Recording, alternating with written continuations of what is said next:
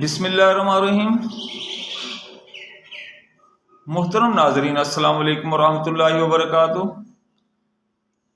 اللہ تعالیٰ کا آفاقی کلام دنیا میں ہر انسان کے لیے ضابطہ حیات بھی ہے، ضابطہ ممات بھی اور ضابطہ بیاس بھی۔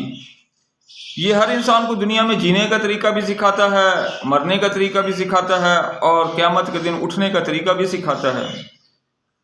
قرآن کریم کے ضابطہ حیات کے بارے میں تو بہت کچھ لکھا جا چکا ہے۔ الحمدللہ ہم اللہ تعالیٰ کی توفیق سے اس کے ضابطہ ممات ہونے کے بارے میں یوٹیوب کی پیشانی پر کچھ لکھ رہے ہیں،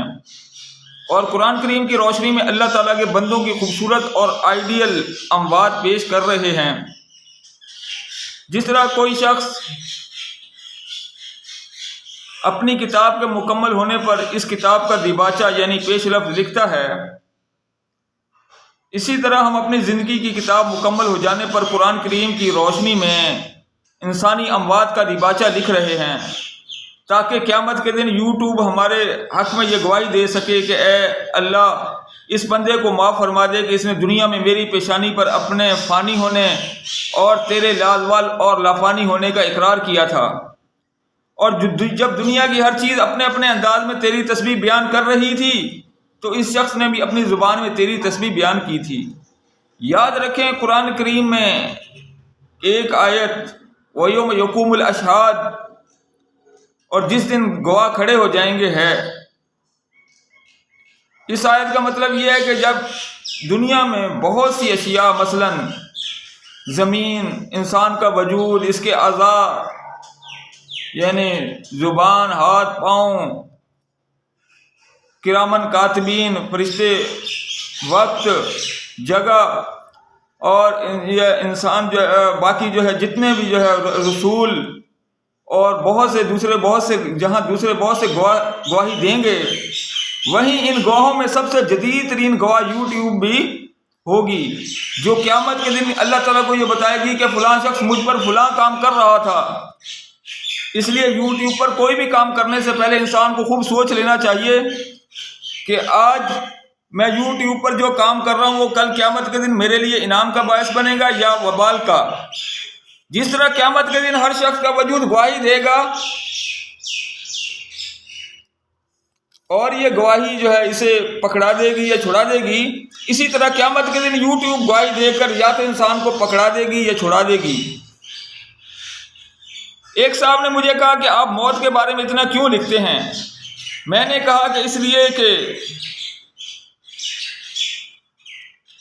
مجھے اللہ تعالیٰ کی ساری صفات میں سے اس کی صفت لازوال بہت پسند ہے، اس لیے میرا جی چاہتا ہے کہ میں مرتے دم تک اس حی لا یموت یعنی ہمیشہ زندہ رہنے والی اور کبھی نہ مرنے والی ذات کی زیادہ سے زیادہ تعریف کروں اور اپنے فنا اور زوال کے بارے میں زیادہ سے زیادہ اعتراف کروں۔ مجھے موت کا موضوع اس لیے بھی پسند ہے کیونکہ لوگوں کی موت کے ذریعے اللہ تعالیٰ اپنے بندوں پر مکمل غلبہ پا لیتا ہے۔ اس کے غلبہ پانے کی صرف تفصیل یوں ہے، وَهُوَ الْقَاهِرُ فَوْقَ عِبَادِهِ وَيُرْسِلُ عَلَيْكُمْ حَفَظًا حَتَّى إِذَا جَاءَ أَحَدَكُمُ الْمَوْتُ تَوَفَّتْهُ رُسُلُنَا وَهُمْ لَا يُفَرِّطُونَ ثُمَّ رُدُّوا إِلَى اللَّهِ مَوْلَاهُمُ الْحَقِّ وَهُوَ أَسْرَعُ الْحَاسِبِينَ۔ وہ اللہ تعالیٰ جو ہے وہ اپنے بندوں پر جو ہے غلبہ پا لیتا ہے، اور اس کے غلبے کی کئی صورتیں ہیں۔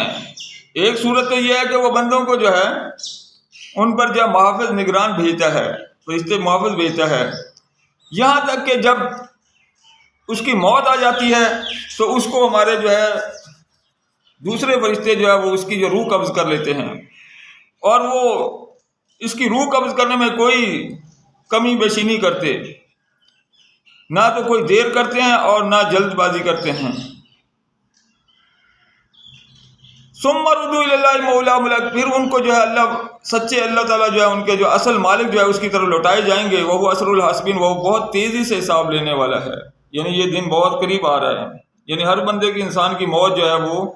بہت جلدی اس کی طاق میں ہے۔ جی ہاں، بات ہو رہی تھی کہ اللہ تعالیٰ کا کلام انسان کو دنیا کے ہر مقام پر مرنے کا صحیح طریقہ بتاتا ہے۔ یہ گھروں پر مرنے کا صحیح طریقہ بھی بتاتا ہے اور ہسپتالوں میں مرنے کا صحیح طریقہ بھی بتاتا ہے، میدان جنگ میں مرنے کا صحیح طریقہ بھی بتاتا ہے اور حالت امن میں مرنے کا صحیح طریقہ بھی بتاتا ہے۔ اللہ تعالیٰ کی رضا کی خاطر میدان جنگ میں مرنے والوں کے دل کا حال اور زبان کا مقال کیا ہوتا ہے، اسے کتاب مبین اس طرح بیان کرتی ہے: وَكَأَيٍّ مِّن نَبِيٍّ قَاتَلَ مَعَهُ رِبِّيُّونَ كَثِيرٌ فَمَا وَهَنُوا لِمَا أَصَابَهُمْ فِي سَبِيلِ اللَّهِ وَمَا ضَعُفُوا وَمَا اسْتَكَانُوا وَاللَّهُ يُحِبُّ الصَّابِرِينَ وَمَا كَانَ قَوْلُهُمْ إِلَّا أَن قَالُوا رَبَّنَا اغْفِرْ لَنَا ذُنُوبَنَا وَإِسْرَافَنَا فِي أَمْرِنَا وَثَبِّتْ أَقْدَامَنَا وَانصُرْنَا عَلَى الْقَوْمِ الْكَافِرِينَ۔ کتنے ہی انبیاء نے اللہ تعالیٰ کے راستے میں جہاد کیا، مثلا حضرت داؤد علیہ السلام، حضرت سلیمان علیہ السلام، حضرت موسیٰ علیہ السلام اور حضرت محمد صلی اللہ علیہ وسلم، اور ان سے پہلے بہت سے انبیاء ان کے ساتھ کثیر جانثار تھے۔ فما وانوا لما اصابهم فی سبیل اللہ، پھر انہوں نے اللہ تعالیٰ کے راستے میں کوئی کمزوری نہ دکھائی۔ وہن کا لفظی مطلب ہے کمزوری، جیسا کہ قرآن کریم میں حضرت زکریا علیہ السلام سے منسوب ہے، انہوں نے فرمایا ربی انی وہن العظم منی واشتعل الرأس شیبا، اے میرے رب میری ہڈیاں جو ہے وہ کمزور ہو گئیں۔ وہن العظم منی، میری ہڈیاں کمزور ہو گئی ہیں۔ زبان رسالہ نے فرمایا الوہن، آپ صلی اللہ علیہ وسلم نے فرمایا وہن کی تعریف یہ فرمائی حب الدنیا و کراہیت الموت، یہ دنیا سے محبت اور موت سے نفرت، یہ وہن ہے۔ یعنی انسان کی جو وہن کی بیماری یہ ہوتی ہے کہ وہ دنیا سے محبت کرتا ہے حد سے زیادہ اور موت سے نفرت کرتا ہے۔ اللہ کے راستے میں کمزور پڑنے کی مختلف وجوہات ہو سکتی ہیں۔ نمبر 1، اپنی جان اللہ تعالیٰ کی محبت سے زیادہ پیاری ہو جاتی ہے۔ نمبر 2، میدان جنگ میں اپنے بیوی بچوں سے بچھڑنے کا خوف ہو سکتا ہے۔ نمبر 3، آخرت پر عقیدہ کمزور ہو سکتا ہے۔ نمبر 4، اللہ تعالیٰ کے وعدوں پر پکا یقین نہیں رہتا۔ نمبر 5، دنیا کی نعمتوں مال و دولت کے چھوٹ جانے کا غم ہو سکتا ہے۔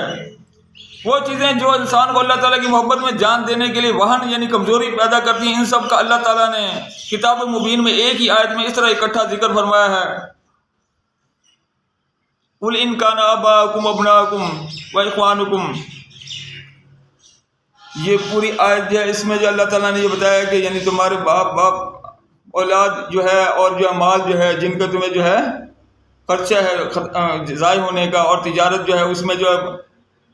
خسارے کا خدشہ ہے، اور جن مکانوں میں رہتے ہو انہیں جو ہے ان میں تمہیں جو ہے وہ ان مکانوں کے جو ہے تمہیں جو ہے وہاں جو ہے اس کی عیش و عشرت خراب ہونے کا خدشہ ہے، تو پھر جو ہے اس کا مطلب ہے کہ اللہ تعالیٰ سے تمہاری محبت کمزور ہو گئی ہے۔ اور اسی طریقے سے لہذا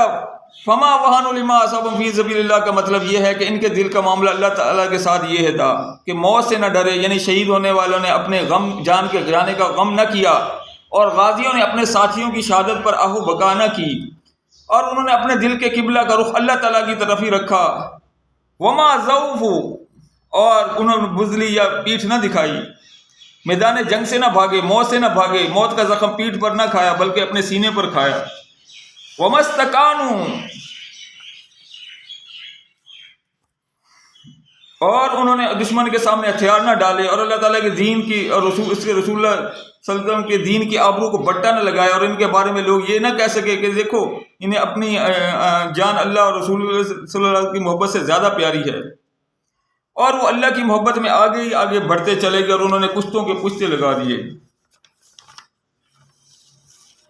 واللہ یحب الصابرین، جنہوں نے اپنے رب کے ساتھ اپنے دل کا یہ معاملہ رکھا وہ اصل صبر کرنے والے نکلے، اور اللہ تعالیٰ ایسے صابرین سے محبت کرتا ہے۔ اگر وہ اللہ تعالیٰ سے ملنے کی تمنا میں ایسا معاملہ کرتے ہیں تو اللہ تعالیٰ بھی ان سے ملنے کا مشتاق ہے۔ یہ تو ان کا میدان میں لڑنے مرنے والے غازی، ان میدان میں لڑنے مرنے والے غازیان و شہداء کے دل کا حال تھا۔ ان کی زبان کا مقال کیا تھا، وہ اگلی آیت میں یہ فرمایا: وما كان قولهم الا ان قالوا ربنا اغفر لنا ذنوبنا واسرافنا في امرنا وثبت اقدامنا وانصرنا على القوم الكافرين۔ یعنی ان خاصان خدا نے اپنی زندگی کی سب سے قیمتی متاع جو ہے وہ بھی اپنی جان کا نذرانہ اللہ تعالیٰ کے حضور پیش کرتے ہوئے کسی تفاخر یا فخر کا مظاہرہ نہیں کیا، بلکہ اپنی زبان سے اپنے ماضی کے صغیرہ کبیرہ گناہوں کی معافی مانگتے ہوئے کمال عاجزی سے یہ التجا کی: اے ہمارے رب، ہمارے صغیرہ کبیرہ گناہوں کو معاف فرما دے، اور ہمارے قدموں کے اپنے راستے میں ثابت قدم رکھ، اور ہمیں کافروں پر فتح عطا فرما۔ فآتاہم اللہ ثواب الدنیا وحسن ثواب الآخرہ واللہ یحب المحسنین، جو دل سے صبر کرتے ہیں اور زبان سے استغفار کرتے ہیں اور خالص اللہ تعالیٰ کی محبت میں اپنی جان دیتے ہیں، وہی محسنین ہیں۔ تو اللہ تعالیٰ ایسے محسنین سے محبت کرتا ہے، اور ایسے مومنین کو وہ مردہ کہنے سے بھی لوگوں کو روک دیتا ہے۔ اور وَلَا تَقُولُوا لِمَن يُقْتَلُ فِي سَبِيلِ اللَّهِ أَمْوَاتٌ بَلْ أَحْيَاءٌ وَلَٰكِن لَّا تَشْعُرُونَ، اور وہ جو لوگ اللہ کے تعالیٰ کے راستے میں مارے جائیں انہیں مردہ مت کہو، بلکہ وہ زندہ ہیں لیکن تم ان کی زندگی کا شعور نہیں رکھتے۔ یہ ہوتا ہے اللہ تعالیٰ کے حضور میدان جنگ میں لڑنے مرنے والے غازیوں شہیدوں کے دل کا حال اور ان کی زبان کا مقال۔ اللہ تعالیٰ نے ان آیات کے ذریعے غزوہ احد میں نہ صرف صحابہ کرام کو شہادت و نصرت کا صحیح طریقہ سکھلایا، بلکہ قیامت تک آنے والے مجاہدین کے لبوں کے لیے یہ دو آیات شہادت و نصرت کا منشور بن گئی۔ اللہ تعالیٰ سے دعا ہے کہ ہر مسلمان غازی اور شہید کے دل و زبان میں لڑتے مرتے وقت یہی اخلاص و للہیت والی کیفیت پیدا فرمائے، ورنہ اپنے اپنے ملک کی محبت میں تو ہر کافر و مشرک، ملحد و مجوس، یہود و ہنود سبھی مرتے ہیں۔ یاد رکھیں، وطن کی محبت میں مرنے کے بارے میں قرآن کریم میں ایک بھی آیت نہیں ہے، اور وطن کی محبت کے بارے میں وہ جو ایک حدیث پیش کی جاتی ہے اس کی بھی کوئی اصل نہیں ہے، وہ بھی من گھڑت ہے۔ جان اللہ تعالیٰ کی امانت ہے، وہ صرف اسی کی اور اس کے دین اور دین اسلام کی محبت میں قربان کی جا سکتی ہے۔ لہذا ہر مسلمان ملک کے محافظوں کو اللہ اور اسلام کی محبت میں ہی جان دینی چاہیے۔ اسی کیفیت کو علامہ اقبال نے اس طرح بیان فرمایا ہے شہادت مقصود و مطلوب مومن، نہ مال غنیمت نہ کشور کشائی۔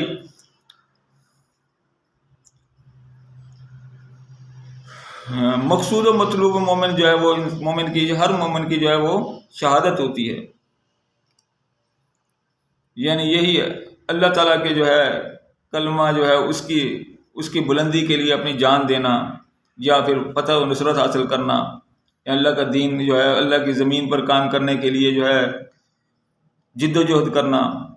اس کا جو ہے مسلمان کا مقصود جو ہے یا اس کا مقصد جو ہے وہ نہ مال غنیمت حاصل کرنا ہوتا ہے، نہ ملک فتح کرنا ہوتا ہے۔ کشاد در دل سمجھتے ہیں اس کو، ہلاکت نہیں ہے موت ان کی نظر میں۔ یعنی مومن جو لڑتے ہیں اللہ کے راستے میں، یہ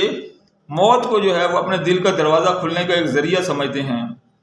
اور موت ان کی نظر میں ہلاکت نہیں ہے۔ اور اللہ تعالیٰ نے اسی لیے فرمایا کہ وَلَا تَقُولُوا لِمَن يُقْتَلُ فِي سَبِيلِ اللَّهِ أَمْوَاتٌ، کہ جو اللہ کے راستے میں مر جاتے ہیں ان کو جو ہے مردہ مت کہو۔ کتاب مبین میں ہے کہ اگر دنیا کے کسی حصے میں سانس لینا مشکل ہو جائے تو پوری دنیا میں کہیں دوسری جگہ چلا جائے، اور وَمَن يُهَاجِرْ فِي سَبِيلِ اللَّهِ يَجِدْ فِي الْأَرْضِ مُرَاغَمًا كَثِيرًا وَسَعًا، اور جو کہ اللہ تعالیٰ کے راستے میں ہجرت کرے گا تو وہ دنیا میں جو ہے کثیر جو ہے مواقع اور کثیر کشادگی پائے گا، کیونکہ ساری زمین اللہ تعالیٰ کی ہے، اور وَلِلَّهِ مِيرَاثُ السَّمَاوَاتِ وَالْأَرْضِ، اور زمین و آسمان کی وراثت اللہ تعالیٰ کی ہے۔ بقول اقبال، ہر ملک ملک ماس کے ملک خدا ملک ماس۔ اللہ تعالیٰ کے راستے میں میدان جنگ میں مرنے والے کس پر مرتے ہیں، اس کا اندازہ اس ایک واقعے سے بآسانی لگایا جا سکتا ہے۔ عباس بن یوسف فرماتے ہیں کہ ہم نے ایک جنگ میں شرکت کی، اور جب ہمارا دشمن سے آمنا سامنا ہوا تو سعید نامی ایک نوجوان لوہے کے لباس میں غرق تھا۔ اس نے دشمن کے لشکر کے دائیں بازو پر حملہ کیا اور خدا کی حمد و ثنا بیان کی، پھر اس نے بائیں بازو پر حملہ کیا اور خدا کی حمد و ثنا کی، پھر اس نے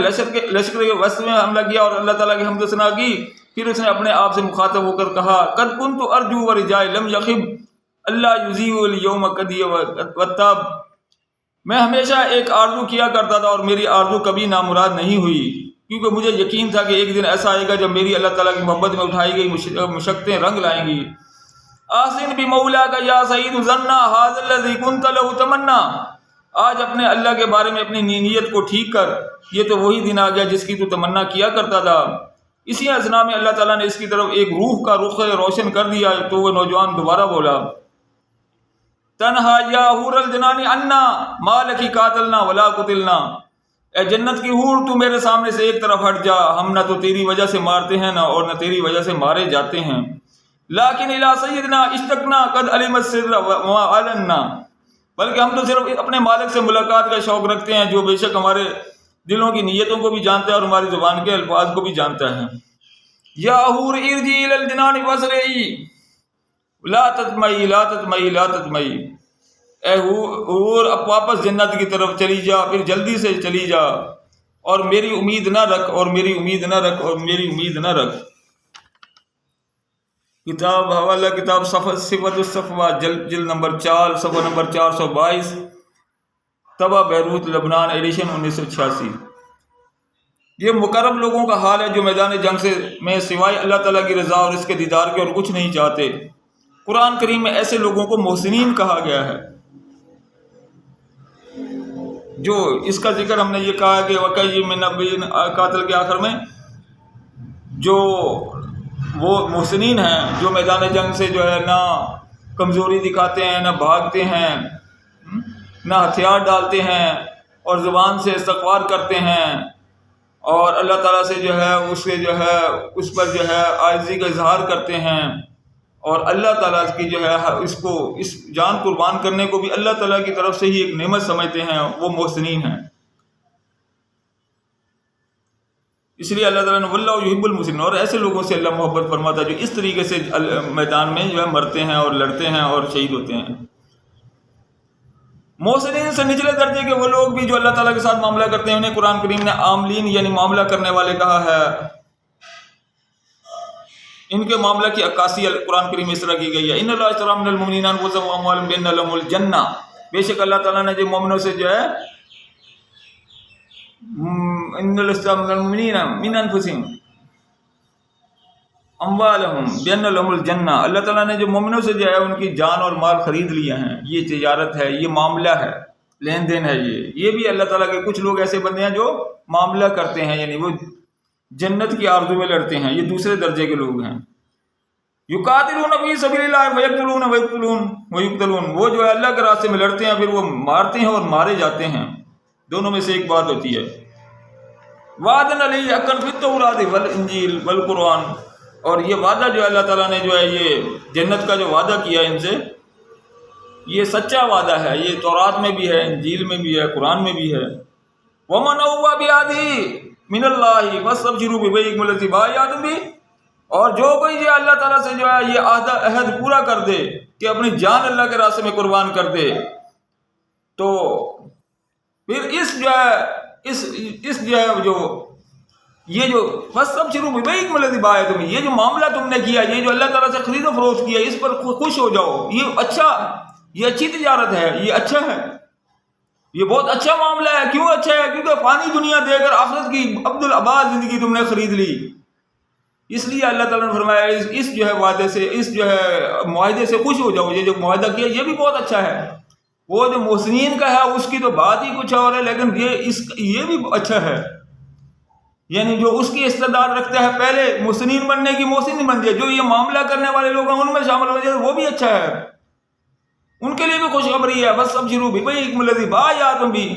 پھر تم اس خرید و فروخت جو تم نے کر لی ہے کہ یعنی جاننے دیں گے اور جنت میں جائیں گے، یہ بھی جو ہے تمہارے لیے خسارے کا سودا نہیں ہے، یہ بھی بہت اچھا ہے، اس سے بھی خوش ہو جاؤ۔ اور یہ صرف قرآن میں نہیں ہے یہ وعدہ، یہ جو ہے یہ جو معاہدہ ہے جانے اور مال دے کر جو ہے اللہ تعالیٰ کی جو ہے وہ رضا اور اس کی جنت لینے کا، یہ تورات میں بھی ہے، انجیل میں بھی ہے، قرآن میں بھی ہے، یہ ساری آسمانی کتابوں میں یہ وعدہ ہے۔ وذالک هو الفوز العظیم، یہ بہت بڑی کامیابی ہے یہ بھی۔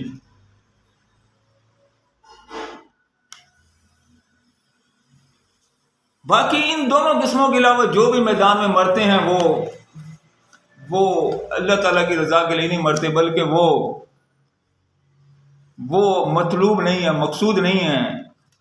مطلوب و مقصود جو ہے وہ یہ دو ہی گروہ ہیں کہ یا تو محسنین میں سے بغیر جو ہے کسی جو ہے لالچ کے مرنا، یا پھر وہ جو اللہ تعالیٰ نے جس کی ترغیب دی ہے اس ترغیب میں جنت اور جو ہے آخرت عبدالآباد زندگی جو ہے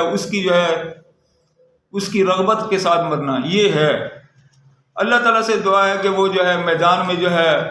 مرنے والے جو ہے ان کو اخلاص عطا فرمائے، اور ہمیں جو ہے ان سے محبت سکھائے۔ اور یہ جو ہے میدان میں مرنے والوں کے اس لیے ہے کہ یعنی انسان اس میں بھی اخلاص پیدا کرنا ضروری ہے، ورنہ میں نے جیسا کہ کہا کہ وطن کی محبت میں تو جو ہے وہ مشرک، ملحد، مجوس، ہنود، ینہود سب مرتے ہیں، یعنی اس کا جو ہے وہ مرنا جو ہے اللہ تعالیٰ کو پسند نہیں ہے، اور اس کے جو ہے وہ جو ہے اس کی جو ہے کوئی اللہ تعالیٰ نے گارنٹی نہیں دی ہے، یعنی وہ جو ہے حق پر مرنا نہیں ہے، اور اللہ تعالیٰ کی جو ہے اس کی ذات اور اس کی رضا اور اس کے دین کی جو ہے خاطر جو ہے وہ مرنا نہیں ہے۔ تو یہ میدان میں مرنے والوں کا جو ہے وہی ہوتا ہے جو وَكَأَيٍّ مِّن نَبِيٍّ قاتل میں اللہ تعالیٰ نے سکھا دیا، یہ جنگ احد میں سکھایا۔ اللہ تعالیٰ نے جو ہے اس کی جو ہے آئیڈیل موت جو میدان جنگ میں ہوتی ہے وہ سکھائی. انشاءاللہ یہ سلسلہ جو ہے مرنے کا جو ہے ہسپتال میں مرنے کا، گھروں میں مرنے کا وغیرہ، یہ اور سلسلے چلتے رہیں گے انشاءاللہ. آخر دعوانا الحمدللہ رب العالمین. سبحان ربک رب العزت عما یصفون وسلام علی المرسلین والحمدللہ رب العالمین. وصلی اللہ تعالی علی خیر خلق محمد وعلی آلہ وصحبہ اجمعین برحمتک یا ارحم الراحمین.